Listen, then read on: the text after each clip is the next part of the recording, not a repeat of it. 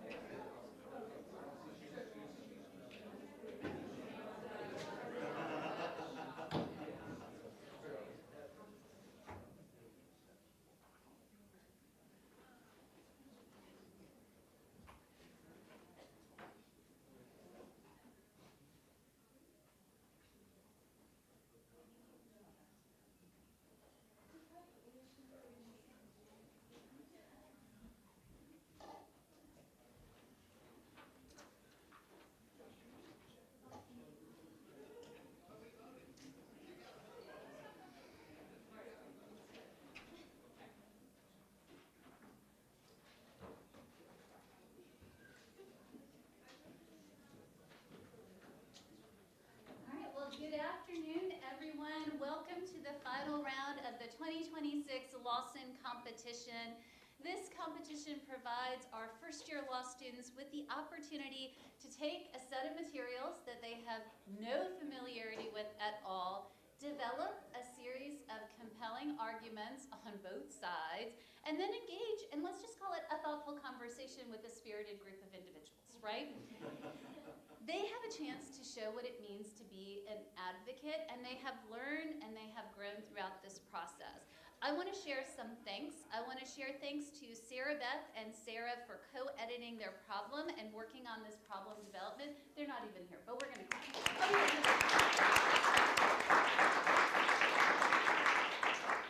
I want to thank all of the volunteer coaches, some of whom, and judges who were here really late. So those volunteer judges were members of our own Mercer Advocacy Council, alumni and friends of the law school, so really join me in thanking them.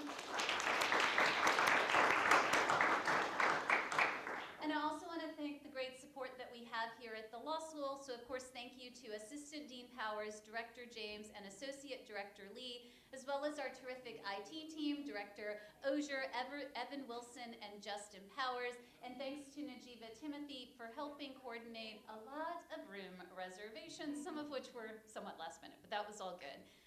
In addition to sharing gratitude for those that I have talked about who have designed, organized, and supported this competition, and again, if I've missed someone, I apologize, but I do want to make sure that I do a shout out for all of our participants, so please join me in a round of applause for everyone who participated in this 2026 Lawson competition. For those who have participated in the past, you know this comes up at the most inconvenient time of the school year, no matter when it is selected. So people who have shared their time, it really is something that I want to share gratitude with. I want you to join me in sharing congratulations to our two wonderful finalists, Colleen and Rashika. We are really excited to be able to be here with you and know that you are not going to be able to see us, but in the audience and who are streaming or recording, we are sending you both all the best wishes because this is a tremendous accomplishment, so really excited for you. They're going to have the opportunity to engage with a wonderful panel in this final round. I'm going to introduce who they are, and then we will turn it over to the bailiff who will get us started. So today we're fortunate to have the Honorable Michael Boggs, who's the former Chief Justice of the Georgia Supreme Court, and he is himself a Mercer Law Bear. We have the Honorable Tillman Tripp-Self, who is a U.S. District Judge for the U.S. District of Court of the Middle District of Georgia. He's not a Mercer Bear, so that's why he doesn't get as smooth an introduction. But we're really excited. Go Dogs. Yes, maybe a little bit. We have Dwight Davis, who is a longtime partner at King & Spalding, and he is a Mercer Bear, so I've got his bio right. And of course, we have Kayla Cash, who is our recipient of the 2025 King & Spalding Cup at the 2025 Lawson competition, and I believe she is much relieved to be on that side rather than this side. So at this point, I'm going to turn it over to the bailiff, and we will get the show on the road. All right? Do I have to actually go? All rise.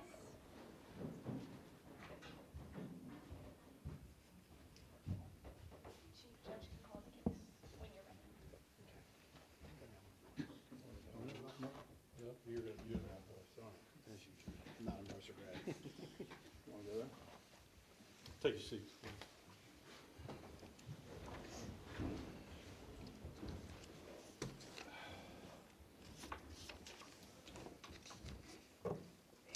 Good morning. We're going to call the case of Annie Oakley, respondent, versus the Smith & Wesson.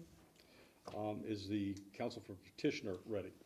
Yes, Your Honor. Counsel for respondent? Yes, Your Honor. Let's proceed.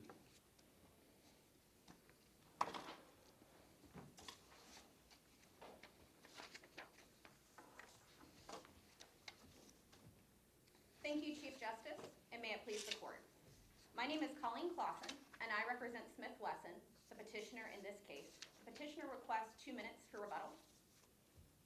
Okay. The petitioner respectfully asks this court to reverse the United States Court of Appeals for the 14th Circuit decision for the following reasons. First, Mercer's statute, noted in the record in Exhibit A, infringes upon a natural right to bear arms as outlined by the Second Amendment due to its broad prohibitions. Second, the laws used by the 14th Circuit to uphold the constitutionality of this statute do not support a historical tradition of gun regulation in this country, failing the test enacted by this court.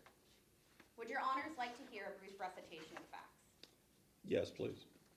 The petitioner is a resident of Mercer who alleges that the statute enacted by the state unconstitutionally restricts his right to keep and bear arms. He brought a 42 United States Code, Section 1983 action against the respondent. Can I interrupt you there? Was the petitioner here actually arrested? Was this code ever enforced? No, Your Honor. The petitioner was not actually arrested. However, the petitioner does have standing. The petitioner would like to engage in the conduct regarding a constitutional interest. The statute infringes upon a constitutional interest, and he could plausibly be charged for a crime if he were to keep it. But as of now, you say he has standing, that's your conclusion. He has not been prohibited from exercising any of his constitutional rights, has he, or has he? Your Honor, this court has held in Spicer v. Randall that simply creating a default presumption that circumscribes a constitutional right is identical to enactment of a law that circumscribes that right. All right, Okay. go ahead. So, just because you've enacted a law, where's the injury? Where's the concrete injury? Your Honor, it has been held that when a state could enforce a statute, at that point it is futile for the petitioner to engage in the action, and so at that point he has standing and he has been injured. All right, proceed. Thank you, Your Honor. The district court issued a temporary restraining order as per the petitioner's request and later granted a preliminary injunction. The district court then enjoined the new statute, and the Court of Appeals overruled this judgment, which brought us here today. Your Honors, this case is about the infringement of a natural right by 87%. As you can see in the record, in Exhibit Well, B- wait a second. Yeah, go ahead. Isn't this a property right issue?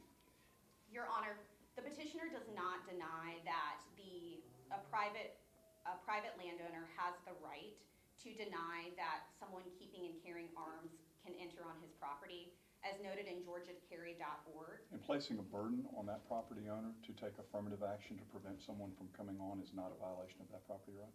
No, Your Honor, the property owner has the right to exclude, as noted in Cedar Point Nursery. It is incumbent upon the landowner to make that exclusion, not the state. But you do agree that an essential element of property rights is deciding who will and will not come on your property. Absolutely, Your Honor. And traditionally, in property analysis, the property owner has to grant permission to come on. Is that correct? Or deny that? The right to enter onto someone's land is typically implied, and therefore, correlatively, the right to keep and carry arms is a rebuttable presumption. Did you say this is a natural right? Yes, Your Honor. The Constitution recognizes this right. It does not confer it. I'm going to think through that a second. Thank you, Your Honor. 87% of land in the state of Mercer is privately owned, and the petitioner argues that if a right is infringed upon by 87%, it cannot be considered a right at all. To my first point, this court has held over What multiple percentage cases. does it have to be? Your Honor, the argument would be that any percentage of infringement is inappropriate. So 87 is not really the magic number. 87 is simply to acknowledge the gravity of this situation. I want to go back to what you just said about a natural right. Now you got me intrigued. He was thinking about it. I was thinking just a second, but now I'm thinking about it. I want to know, you said the Constitution, tell me what you said, does not confer it. It recognizes it. Is that what you said? That's correct. All right. So are you saying every right in the Constitution is a natural right that's just simply recognized? A significant number of the The right to rights- tax? The right to tax? To tax? That's a right of the state, not of the citizen. Okay, it's in the Constitution. Is that a natural right of a country? Is that what natural rights are? No, Your Honor. No, Your Honor. A natural right is a right that someone has by virtue of their being a human being in this world. Okay. Well, what's the significance? I'd like to, what's the significance to your argument that it is a natural right and not a conferred? There are times and places in which society cannot protect an individual, and so the right to self-defense is critical in those moments, and so the natural right is something that needs to be recognized in order for protection of the individual and for society at large. Thank you, Your Honor. But where does that fall when you balance the right to self-defense versus the Second Amendment versus the property right? Balance that for us. Well, Your Honor, it's been discussed that when you look at gun rights, that you have to see it from a three-legged stool of personal security, personal liberty, and private property. The Second Amendment simply codifies this right, but it is necessarily circumscribed by property, tort, and criminal law. The issue with this statute is that there are broad sweeping prohibitions that for which a historical tradition has never been found. Can you walk us through the test that we're to apply? And that's, I assume, the Bruin test, unless you suggest otherwise? Absolutely, yes, Your Honor. In regards to Bruin, the first step of the test is to determine if the Second Amendment covers the conduct in question, and it does here because the petitioner wishes to keep and bear and carry arms. And How is that first step of the Bruin analysis implicated, if at all, by the discussion we've had earlier about this really being about property rights? Your Honor, property rights are certainly involved in this case, but they are not the end-all be-all of this case. It is the Second Amendment that is most crucial here because property is simply an aspect here. In regards to the historical laws that have been used, the laws that the 14th Circuit used were in regards to colonial laws and Reconstruction era laws that were enacted before this country was really ever even founded. The Reconstruction era statute is in reference to a law that was written by the state of Louisiana before it was even incorporated back into the Union after the Civil War. Let me ask you this. When we look at historical context to figure out what some of this stuff means, and we talk about the laws that are traditional, et cetera, do you really believe that when the framers and the people adopted the Second Amendment, that they did so thinking they had a right to carry arms on other people's land without? Is that the right that they adopted in 1791? Your Honor, the reason that the Second Amendment was adopted was broadly for the right to self-defense in the home and in the public. Bruin found that there is no distinction between those. The idea of the Second Amendment right is not to trot on one's property rights, but it is the Second Amendment does trump the rebuttable presumption that a gun is not allowed on private property open to the public. Before your time runs out, I want to get both points of view. I assume in preparing for this, you have read enough case law and understand there's a fair amount of criticism out there on the Bruin test. I assume you think under the Bruin test, you win. You think you're going to win this case under that standard. If this court were to abandon Bruin, would you win under the traditional analysis? Well, Your Honor, the traditional analysis has been a historical approach. The opposite approach is an interest balancing approach, which may be attractive to this court, but has never been used in regards to the Second Amendment, and will certainly create a significant infringement on the Second Amendment right, to the point that the Second Amendment right may no longer even exist. Well, I would think if we abandoned Bruin and the history, or the text history and tradition, and went with a level of scrutiny, the question would be, what level of scrutiny do you give Second Amendment rights? Is it strict scrutiny, is it intermediate scrutiny, or is it rational analysis? Ultimately, Your Honor, the issue really here is if the court wants to defer purely to judges' expertise when it comes to guns, or if we want to defer to the historical tradition. Your Honor, I see my time has expired. May I conclude? Yes, please. Your Honor, ultimately, the laws used by the 14th Circuit are not relevantly similar, and they are outliers, failing the constitutionality test. A history of broad prohibitions of bearing arms on private property open to the public does not exist in this country. For these reasons, the court should reverse the 14th Circuit's decision, as its broad prohibitions infringe upon the people's Second Amendment right and due to a lack of a verified historical tradition. Thank you. Thank you.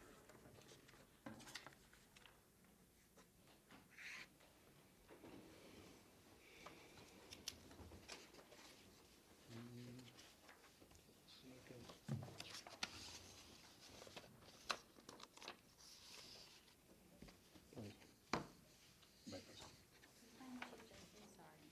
Who's my Chief Justice? Yes. Thank you, Chief Justice, Your Honors, and may it please the Court. My name is Rashika Singh, and I represent Annie Oakley in her official capacity as Attorney General for the state of Mercer, the respondent in this case. The respondent respectfully asks this Court to affirm the 14th Circuit Court of Appeals decision that Mercer Law Act 52 is constitutional under the Second Amendment. First, the law is in line with the national historical tradition of firearm regulation on the matter. Even if there is an absence of a national, second, even if there is an absence of a national historical tradition on the matter, the responsibility falls upon this court to create one. Does that mean you went on the first prong of the Bruin test, and we don't get to the second prong? Your Honor, even if the respondent concedes that the argument does fall underneath the first prong of the Bruin test, the conduct that is regulated does fall under Second Amendment protections. However, even if this point is conceded to, the respondent's argument still proceeds. Because regarding the second step of the test, the 14th Circuit Court offers a plethora of evidence to support the national historical tradition of firearm regulation on the matter. First, Now, wait a second. What are you basing you say that there is a national history of prohibiting guns on private property yes, Your Honor. unless they expressly, what's the basis for that? Yes, Your Honor. The 14th Circuit Court majority opinion offers 6 set of laws that regulate the relationship between private property owner and firearm possessor. Well, those are 6 examples of where that kind of restriction were brought up, right? Many of them are flawed, though, are they not? Would you not agree that you can't rely on all 6 of those? The black codes from Louisiana that were intentionally passed to prohibit African Americans from having weapons, you're not relying on that case, are you? Your Honor, respondent concedes that there is absolutely no historical tradition of racial discrimination. However, all of these laws, including the latter set of the 1865 Louisiana law, all seek to regulate the relationship between private property owner and firearm possessor in some regard. This court clearly stated in Rahimi in 2024 that the test set forth in Bruin was not to be interpreted as too stringent of a standard. Even this court in 2022 in Bruin reluctantly refused to allow this step to be the strict standard for determining whether or not a piece of regulation violates the Second Amendment. So what's the purpose of this law? Why is the state involving itself in this? Absolutely, Your Honor. The state is involving itself in this matter because it seeks to extend the same rights that are guaranteed to all private private property owners as well. How are they not why don't they have that now? They're property owners, they have the right to exclude, they can kick off anybody they want, they can set whatever conditions they want within certain boundaries. Why do they need the state's help? Your Honor, under the default rule, private property owners who are possessing publicly accessible private property are not guaranteed the same rights to exclude as regular private property owners. There is, under the default rule, presumptive consent that actively takes the right to exclude away from these property You don't owners. think residential owners have a right to exclude guns from their own houses? Yes, Your Honor. This law solely applies to publicly accessible private property. But if they really don't want a gun on their property, they can put a sign that says that guns are not allowed, right? Yes, Your Honor, they absolutely can. However, a presumptive ban on firearm possession is significantly more restrictive than a presumptive consent on firearm access is more restrictive than a presumptive ban. I'm confused because the definition in section 98-2.7 says private property of another person means residential. Yes, Your Honor, this refers to residential property that is open and accessible to the public. It says private property of another person means residential property that is privately owned or leased, right? Yes, Your Honor, but the intent behind this law is Who to- cares about what the intent is? It's the words that matter, right? Yes, Your Honor. However, under the default rule, private property owners are already guaranteed the right to exclude, especially residential owners. This And law only. I know, seeks but to- you took it away for all of them. Now you say, it seems to me what the state is saying is, we know best. Don't worry, homeowner, we got you covered, we'll take care of you. Now nobody can come on your property unless you tell them. That's what it seems to me like. Your Honor, Mercer State Law Act 52 simply flips the burden from property owners back onto firearm possessors who willingly choose to bring their firearms onto publicly accessible private property. And the question is whether that alone is an unlawful constitutional invasion of their right under the Second Amendment. No, Your Honor. Respondent argues that the original default rule infringes on the property owner's rights under the 5th and the 14th Amendment. Wasn't Bruin's seminal holding that the Second Amendment protected the right of citizens to bear arms in public? Isn't that the holding? Yes, Your How Honor. do you square that then with your statement? Yes, Your Honor. We square this with our statement by recognizing the need of this court to create innovative legislation and protect innovative legislation that serves the needs of its citizens. As stated in But, wait a second, let's go back to Bruin for a second. Bruin said there could be some exceptions in sensitive areas. I think the court may well have been thinking of the courthouse was a sensitive area where you could restrict it. Are you saying that narrow exception applies, it allows a state to expand what is and is not sensitive areas? No, Your Honor. This allows states to apply the rule as it is read. In Georgia Carry Org versus Georgia, the 11th Circuit ruled in 2012 that places of worship were one of these specialized locations in which there is no constitutional violation when a firearm possessor is banned from bringing a firearm onto the property. Similarly, courts can choose to apply this discretion to evaluate similar state laws. But that 11th Circuit case, that was where a church elected to ban guns, not a state banning all guns in churches, right? No, Your Honor. The 11th Circuit Court decision was contesting the validity of a state law that put a presumptive ban on firearms being carried into places of worship. It deemed that act not to be constitutional violation. Let's flip this around. Can a state in this country make a law that says you have a right to exercise a First Amendment activity anywhere you please unless the private property owner says you cannot? Your Honor, this is actually a right already conferred upon property owners under the duty to not discriminate. The duty to disclose whether or not they allow firearms on their property is not an additional duty that we are already imposing. I'm asking you the opposite of this, though. If you can say that the Second Amendment or property rights trump the Second Amendment, I'm asking, can it be the other way? Can you have another common statute that says the First Amendment, you can do anything you want to do. You can exercise your First Amendment rights.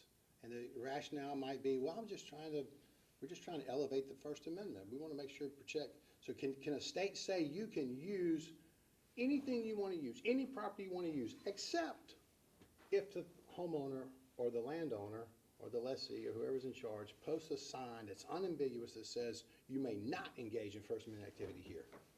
Your Honor, the individual is already prohibited from exercising certain amendment rights under publicly accessible private property because the duty to discriminate only includes protected classes. Therefore, free speech is not protected in all of these subsequent areas. How about the right to assemble? All of these rights are to be balanced with the state against the state's constitutional rights. Can a state pass a law that says you can exercise your rights in First Amendment wherever you feel like doing it, unless the homeowner says no? No, Your Honor, the state cannot confer that right, the First Amendment right, upon the individual against the rights of property owners, private property owners specifically. I want to get back to the question about the breadth of the 14th Circuit's opinion and the consent that would be required from a property owner to allow an individual who has a weapons carry permit to come on their property, private property. Do you agree that that consent could be simply inviting someone to your home? And is that broad enough to encompass that you can bring a gun when you come? Just general invitation to come on property, private property. Your Honor, the facts before us today are not dispositive. We believe that would require more information to make a factual determination. If there is a historical tradition in that context of that publicly accessible private property owner inviting individuals onto their property and allowing them to carry their firearm, then perhaps that would be considered implied consent under the rule under this Act 52. However, generally, more express consent would be required in the form of posted signage or express verbal consent. Let me pose the same question to you that I did to your worthy opponent here. A lot of criticism of Bruin. If we abandon Bruin and apply a traditional analysis on this, how does your statute fare? Your Honor, respondent actually contends that the second part of the Bruin test is redundant and not necessary. We do not seek, even though we can establish a national historical tradition by applying the Bruin test is not necessary in order for respondent's argument to succeed. Strict scrutiny would apply? Sorry? Strict scrutiny applies? Strict scrutiny in regards to the application of the test? And no? No, Your Honor, we do not seek to apply this test restrictively, since this court in Bruin also did not seek to apply. No, you this simply test say the second part of the test doesn't apply. The first part of the test would apply, and that test is whether the conduct is the type protected by the Second Right. Amendment, and you say it's not. No, I say it is. The respondent respectfully concedes that point Okay. and purports that the argument succeeds regardless of whether or not we concede that point. Notwithstanding historical practice. The first part of the Bruin test states that there is a presumption of Second Amendment rights that are implicated by the regulated conduct. We do agree that there is a presumption of Second Amendment rights implicated under Act 52. Act 52 itself is a balancing act between property rights and Second Amendment rights that are guaranteed to citizens. Holding for the petitioner would prevent the enforcement of legislation that is vital to the community and the state of Mercer. Let me go back just for one more second, follow up on a non-Bruin analysis. As I understand, I'm a little rusty on applying the old standard, but if we did, it would be first to find out what the right is, and you said you've conceded this is a Second Amendment right. The second would be, what state interest are you seeking to protect by infringing on it? What is that? What are you trying to protect here? Your Honor, the state interest that we are seeking to protect here is the rights of private property owners. You can finish it. The same rights that are guaranteed to all private property owners should also be granted to those private property owners that choose to make their property publicly accessible in some regard. Simply because they choose to make it publicly accessible does not mean that they do not have the rights as the remaining private property owners that exist in the state of Mercer. The increasing rate of the privatization of the land in Mercer makes this law even more immense and important. All right, thank you. Absolutely. Your Honor, my time is up. May I briefly conclude? Yes, please. Thank you. The matter is before this court to decide between strict adherence to a national tradition and between the preservation of life itself. If the court concludes that there is an absence of a national historical tradition on the matter, it is because the responsibility falls upon us as lawmakers to create one. A ruling for petitioner would interpret Bruin incorrectly and would enjoin the enforcement of a critical piece of legislation. For these reasons, this court should affirm the 14th Circuit Court of Appeals ruling. Thank you, Your Honors. You have 2 minutes for rebuttal, please. Thank you, Chief Justice, and may it please the court. The facial constitutional question for the respondent today is to show that the statute is constitutional in some ways. The respondent is unable to do that. The petitioner does not deny that private property rights are necessary and vital to this country's formation and continued maintenance. But with that being said, the state cannot modify the right to exclude based on its own whims. But let me interrupt. Would you agree that historically, if we're going to look at the history of gun rights in this country, public safety has often been the reason why state legislatures restrict gun rights. So historically, this is consistent with that, isn't it? Yes, Your Honor. The public safety has always been a concern for citizens and the founders since the beginning of this country, because gunpowder itself is dangerous. But with that being said, those laws were specific to specific places, such as dances in the colonial times. They were not broad prohibitions. The laws that the respondent uses to uphold the constitutionality of its statute are not probative of constitutional meaning, and they do not reflect a historical tradition. The interest balancing approach that has been discussed today would abandon the Constitution and its meaning by those who adopted it and voted upon it and wrote it. And that is a decision that this court can make, but it is one that has significant consequences. Thank you, Your Honor. Right. Thank you. We're going to adjourn for a few minutes and we'll be back with it. All right.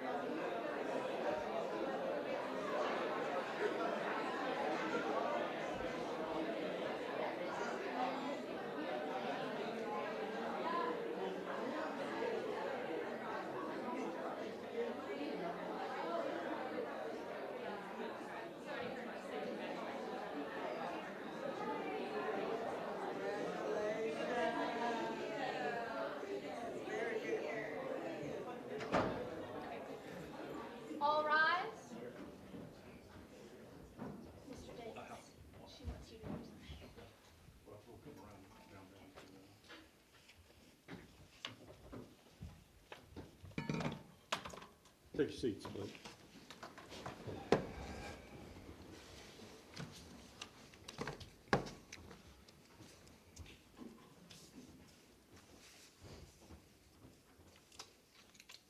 This is what we're going to propose to have it wrap up here today. I assume everybody's waiting with bated breath to see who won, first off, and then maybe we'll ask this esteemed group to see if they have any comments or suggestions on any of your arguments or going forward. So we deliberated on this. We're all in agreement that this is a tough problem in several ways. First off, just the fact that you have not yet had con law, and you probably have gathered that some of the questions we're asking was a lot of this background. No, I think a lot of it was all of our. Your instructor was giving us the nod saying very clearly that y'all hadn't had that case. Yeah, but you guys handled it. You guys handled it fairly well. You'll learn that there were some things we were asking that are going to be a little more complicated as you go to that. And then the second, there's a lot of jurisprudence. I know that at least two of us on the bench here follow these cases fairly closely, and it's kind of clear where this is going. But there's going to be times in your career, and God knows I had them, when I went in knowing I had the worst side of the argument, and I'm just trying to do the best I can under the circumstances. That's just kind of what you have to do. With that said, a very close competition. We were going to give the comments first. You want to give Isn't comments that what you first? want us to do? Yes, sir. Okay, all right, well, let me give comments first.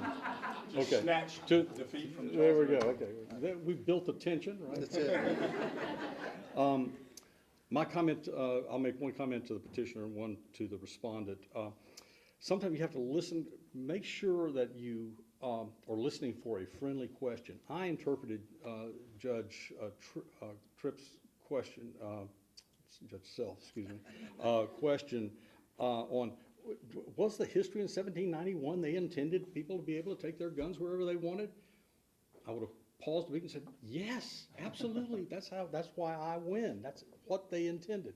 So I don't know if he was intended it to be that friendly, but that's the way I would have answered that. So look for questions like that. Don't anticipate that they're all complicated or difficult questions.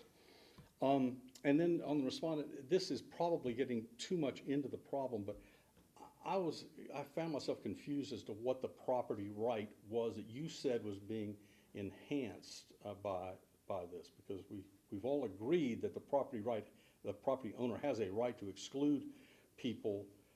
All this is the state excluding everybody.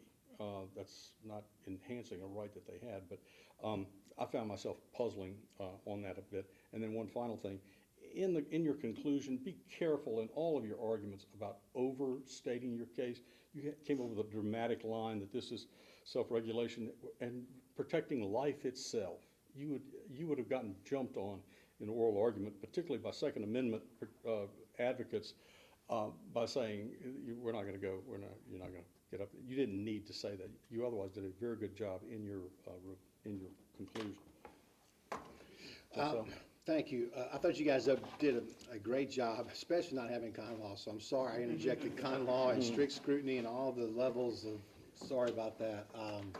It just happens. So, Colleen, one thing I would say to you, and you saw me react to it, when you said this is a natural right. So the first thing when you said that, the first thing with my head is, natural rights come from God himself. Did God really give me a right to bear arms? And then you said, well, then I loved your line. Your line was great. As I told them, you're you're singing from my hymnal here, right? The Constitution doesn't confer certain rights. I'm all about that. But then it starts to make you, here's the problem though, I'm saying, when you say something bold like that, it's a double-edged sword, right? Because maybe it is, but you give somebody like me, now I'm gonna start thinking, well, is every right? What about the right to levy taxes? Is this right? I mean, we can go through the whole, and I've just taken up your whole day. So if I'm adverse to you on the bench, and I'm not, you gotta understand in an oral argument, there's a lot of gamesmanship between the justices themselves, right? They're trying to make points with each other and themselves. But if I can bleed your time and just sit here and bleed your time, I'm keeping my opponent on the bench from your time. He can't come back and rehabilitate you. So be careful that you give me that. Ms. Singh, you had obviously you got the worst draw. You knew you had the worst draw, a tough draw, it is. But this is my best advice to you. Like Dwight said, we've all, and as a young associate, you're going to be the sacrificial lamb that gets sent to the 11th Circuit to lose. It's just part of life, right? It just is what it is. It happened to me, it happened to all of us. It's gonna happen to you. When you know you got a tough argument, just believe in it. Believe in it. If you don't believe in it, and you're not, and I'm not saying you don't, right? You can't put on a show that's fake, but I want you to believe in your argument. Tell me how right you are, and you don't have to win everything, but this is good advice. Your clients need to see you swinging. They just got to see you swinging, not crazily, but so that's what I would say. Be passionate in it. Tell me why you're right. I don't know if it's life or death, but if it is, you got to make me believe that. You got to stand behind that on that. I thought you did a great job with a tough draw. Dean Snedden, I'm glad to be back in the courtroom where I had civil procedure, Marilyn Sutton and I. Makes me very nervous to be back in this courtroom. Katie, good job. Your Moot Court, I was on the Moot Court board when I was here and had the pleasure of being on the national team, and you should both understand you did a really nice job. It's normal to be nervous, but I didn't really see that from either of you, and so good props for that. There are just a couple of pointers about oral argument. You've heard many from my colleagues here. There are a couple of pointers that I think you can take away from this. And I'll start with really just the idea of your poise, your ability to maintain eye contact, your ability to stay engaged in the conversation. The hardest part about oral argument, hardest part, is that you've spent all of this time preparing and all of this time reading and all of this time road mapping and thinking how it's going to go, and it never goes how you think it's going to go. Never. And so being nimble, for anybody in the room that's going to be a litigator, being nimble and being able to listen to the questions. Judge Self's correct. Sometimes you'll get colleagues that want to burn time and keep me from asking you questions, but oftentimes they'll send you down a rabbit hole too, either intentionally or unintentionally, and you get lost in all of that. And you both did a really nice job, I thought, in listening to the question, doing your best to respond to some questions, but then pivoting back to where you were. And that's a hard thing to do. It's a hard thing to do. You're still new at this, and so you're going to read a lot in court. When you get to federal court, you get to the Georgia Supreme Court, you don't read a lot. You're just going to have to you're going to have to know it cold, and you're going to have to kind of and it flows better that way, you'll find.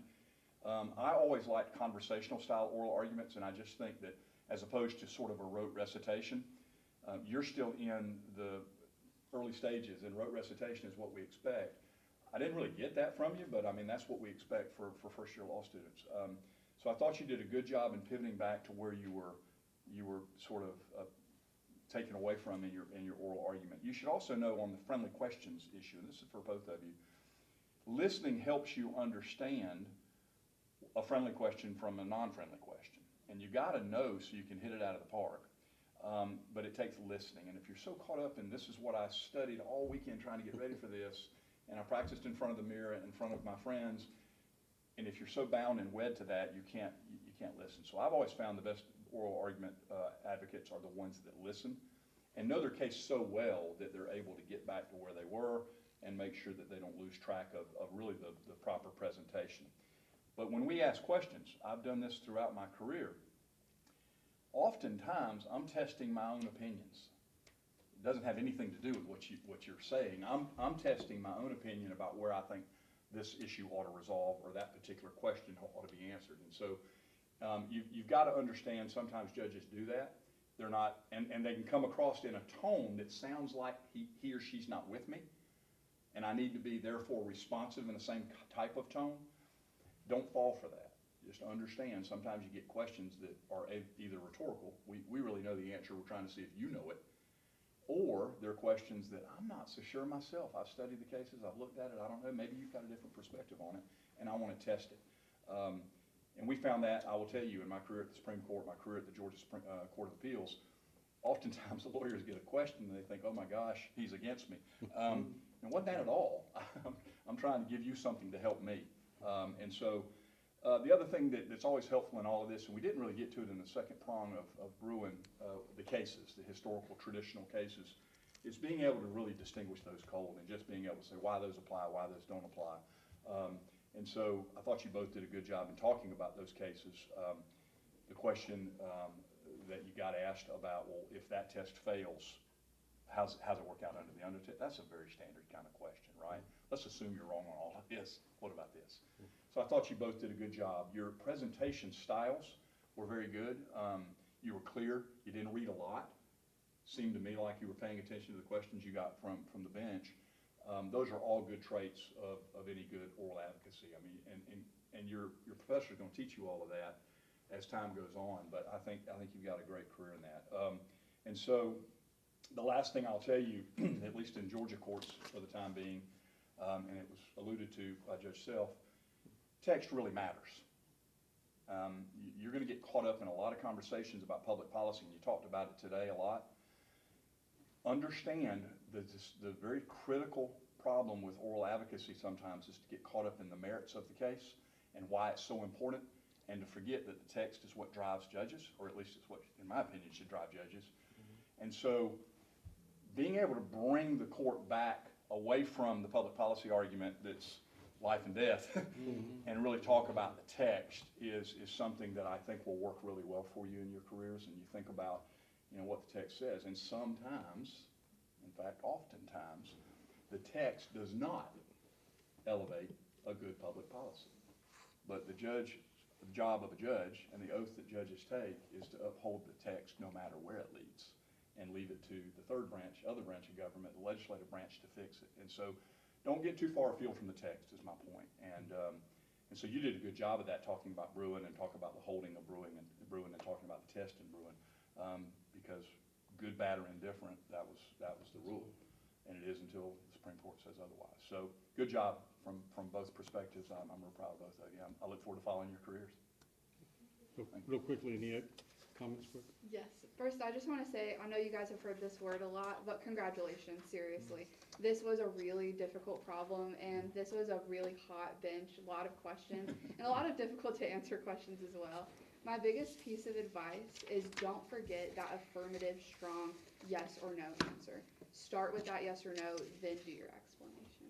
But otherwise, phenomenal for both of you. The psychologist that was an advisor to me gave me that advice in answering questions in oral argument. The way the human mind works is tell them yes or no, and then they'll listen to what follows. But if you just start talking and then say yes at the end, the whole time they're trying to figure it out at any rate. So, all right. Any other comments? No, sir. All right. We voted close, tough, but we're going to rule for the petitioner, Colleen Lawson. You're the winner of the King and Pearl.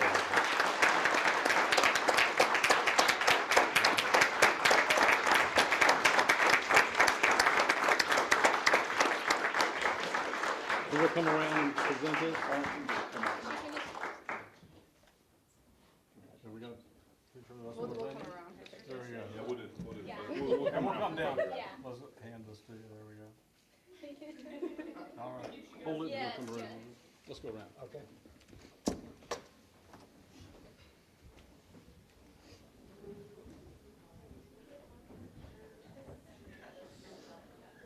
She can stay, because we're gonna get back to you and all the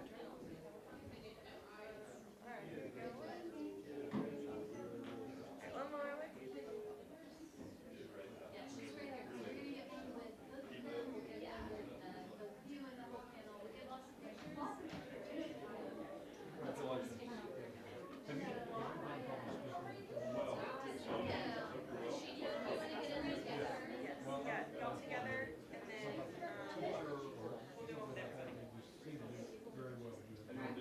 I'm gonna get them. One